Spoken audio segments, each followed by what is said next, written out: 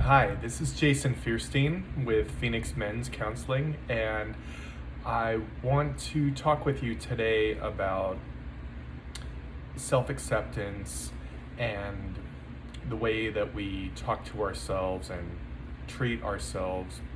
Basically, the relationship that we have with ourselves, I think, is really important, and it's a critical part of having good self-esteem and good mental health. And without those things, I think people can really suffer.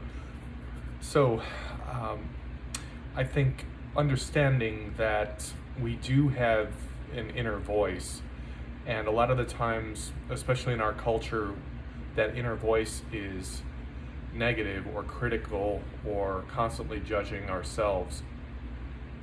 A lot of times we don't recognize this voice, we just take it for granted, and we think that this is just us. We were born this way, or this is how we've always been, and in fact that's not the case. We've learned to adopt that voice, take it within ourselves, and we usually learn that from growing up, our families of origin, certain environments that happen to us when we grow up.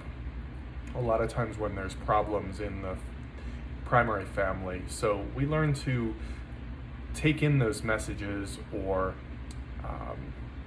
transform things happening in our families of origin and adopt those messages to make them negative about ourselves.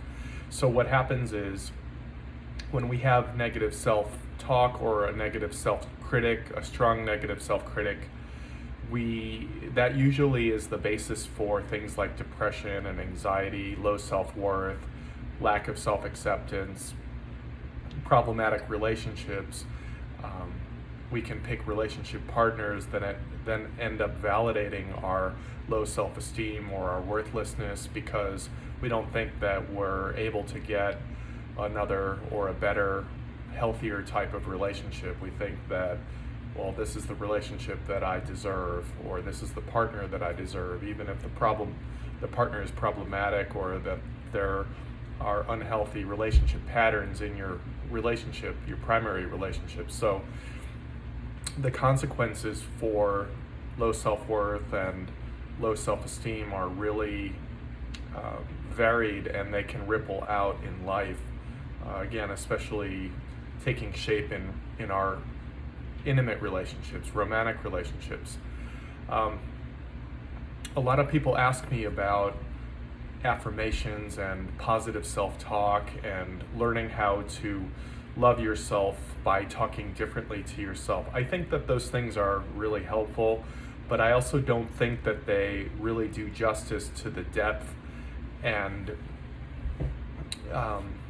degree in which we have these negative emotions and worthlessness that drive things. I see those as much more substantial, and that just working on positive affirmations or learning how to talk better to yourself, it's just skimming the surface. It's not really getting into the primary issues. And so what we do in therapy a lot of the time are go down and try to identify those core beliefs, those primary thought patterns, the way that we talk to ourselves, and really explore those things through looking at how a client does not accept themselves and really amplifying that.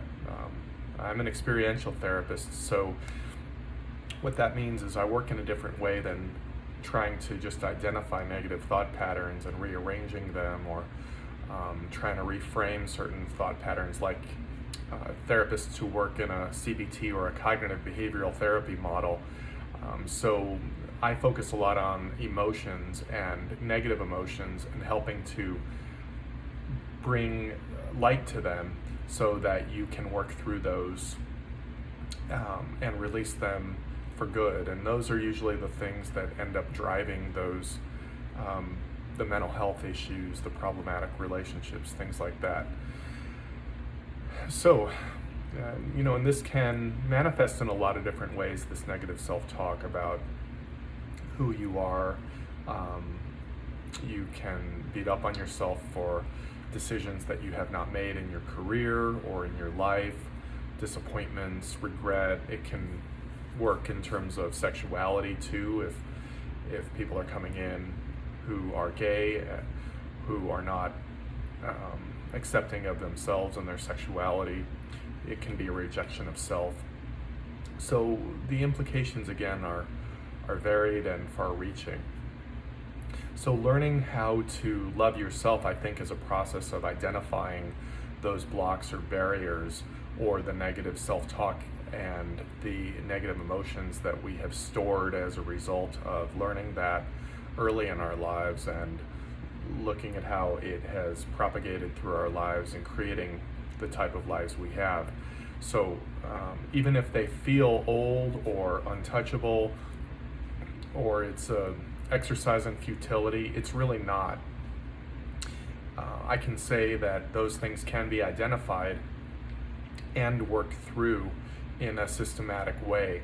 So even if you think that those have been haunting you for your whole life, I can say that therapy does really work if you put in the effort, if you really want to try to deal with those things. So just some thoughts about self-esteem and acceptance, and things like positive affirmations and negative self-critic, and looking at how those things can ripple out in terms of one's life and the decisions that one makes. So I appreciate you tuning in to this video. Thank you for continuing to read and watch our content, and hope you have a good weekend. Take care. Thank you very much.